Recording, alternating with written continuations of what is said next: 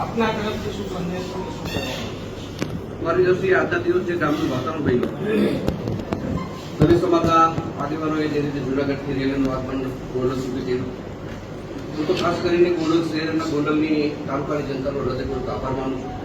તમે કોઈ જાતનું એલાન આપેલું નથી, આમ છતાંય સ્વયંભૂ ગોંડલ શહેરે અને ગોંડલ તાલુકાએ જે રીતે બંધ પાડ્યું, જે રીતે અમને સમર્થન કર્યું અને શાંતિપૂર્ણ ગામ બંધ કર્યું, એના માટે હું ગોંડલની જનતાનો, ગોંડલ તાલુકાની જનતાનો હૃદયપૂર્વક આભાર માનું છું. વિશેષ આભાર દલિત સમાજનું માનું કે અહીંના તમામ દલિત સમાજના આગેવાનો સતત મારા સંપર્કમાં હતા. દલિત સમાજના આગેવાનોએ મને પૂરું સમર્થન કર્યું. દલિત સમાજના મને જાણવા મળ્યું દલિત સમાજના આગેવાનો આજની રેલીમાં જોડાયા પણ નથી, એમનો પણ હું વિશેષ આભાર માનું છું. અને ખાસ કરીને ફરીથી મારી જનતાનો, ગોંડલ અને શહેરની જનતાનો હૃદયપૂર્વક આભાર માનું છું. અને જે રીતે ગોંડલનું વાતાવરણ છે, ભાઈચારાનું વાતાવરણ છે, આ વાતાવરણ કાયમી બનશે અને આના માટે મારો પરિવાર જે રીતે મને જે રીતે પરિવારની જે રીતે પારિવારિક હૂંફ મળે છે સમાજની, દરેક સમાજની, એ રીતે હું અને મારો સમાજ હંમેશા મારા વિસ્તાર અને જોડાયેલા રહું. અને ફરીથી હું બધાનો હૃદયપૂર્વક આભાર. બાપુ જયરાજસિંહ બાપુને છંછેડવાનો પ્રયત્ન આજે થયો. આ તો લોકો ભાઈ રેલી છે, સભા છે, સરગત છે, આની અંદર કોઈ આ રીતે બોલતું હોય, એનાથી એનું લેવલ અને મારું લેવલ, પેલા લેવલમાં ઘણો બધો તફાવત પડે છે. અને આવા લોકોને મને લાગતું નથી કે મારે જવાબ દેવો છે. આવતા દિવસોની અંદર જે કાંઈ પ્રેસ મીડિયામાં ચાલ્યું છે એની પણ હું અત્યારે તમને વાત કરું છું, પણ એ તો ગોંડલની જનતા જવાબ દેશે. મારે કે મારા ગણેશ એનો જવાબ નથી દેવાનો, ગોંડલની જનતા સમયમાં જવાબ આપશે. અને વિશેષ એ પણ કહી દઉં, અત્યાર સુધી જે મીડિયાની અંદર ચાલ્યું છે એ એક તકની બધું હેલું છે કે અહીં આવું છે, અહીં તેવું છે. એલા નહીં કહો ગામ જ્યારે બંધ રહે છે, દરેક સમાજનું મને સમર્થન મળે છે, મને દલિત સમાજનું સમર્થન મળે છે, ત્યારે નવી વાસ્તવિકતા તમે બધા પણ મિત્રો જોઈ શકો છો કે ગોંડલની વાસ્તવિક પરિસ્થિતિ શું છે.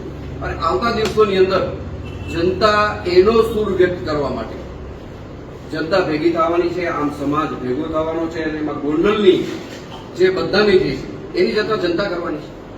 અને મને લાગે છે કે ગોંડલનું સર્ટિફિકેટ કોઈ અમદાવાદથી પ્રેસ મીડિયાના મિત્રો આપી દે, કોઈ ફલાણા ગામથી આપી દે, કે કોઈ મીડિયા ચેનલ આપી દે એટલે ગોંડલ બદનામ થઈ જાય છે, અથવા તો ગોંડલને સારું કહી દે તો સારું થઈ જાય, આવું હું કઈ માનતો નથી.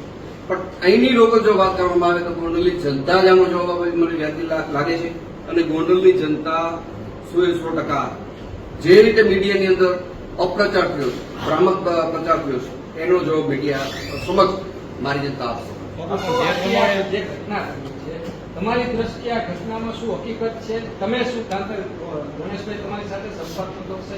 આવું બન્યું છે કે નથી બન્યું? અને ખાસ ન્યાય મારી દ્રષ્ટિએ જે કઈ ઘટના ઘટી છે આ ઘટના એક આકસ્મિક છે.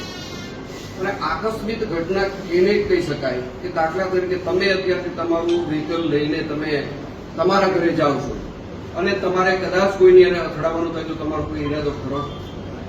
આ ઘટનાને માત્ર ને માત્ર હું આકસ્મિક ગણાવું છું. કોઈ પૂર્વે હજુ આની અંદર કાવતરું નથી. જે જૂનાગઢનો દલિત પરિવાર છે ત્યારે મારે પારિવારિક કોઈ વાંધો નથી, મારે પેઢી દર પેઢીનું કોઈ ભેદજેદ નથી. આ લોકોને હું કોઈને ઓળખતો પણ નથી, ગણેશ પણ એને ઓળખતો નથી. મેં તમને કીધું એમ આ ઘટના માત્ર ને માત્ર આકસ્મિક ઘટેલી છે. બાપુ આજે જાહેર મંચ ઉપરથી આપના નામજોગ, આપના પરિવારના નામજોગ એક ચેલેન્જ ફેંકવામાં આવે છે કે અમને ભારતીય જનતા પાર્ટી સાથે વાંધો નથી, કોઈ સમાજ સાથે વાંધો નથી, પરંતુ જયરાજસિંહ બાપુ અને પરિવાર સાથે અમને વાંધો છે. આવો વાંધો જો કોઈને મારી હારે હોય તો મને એમાં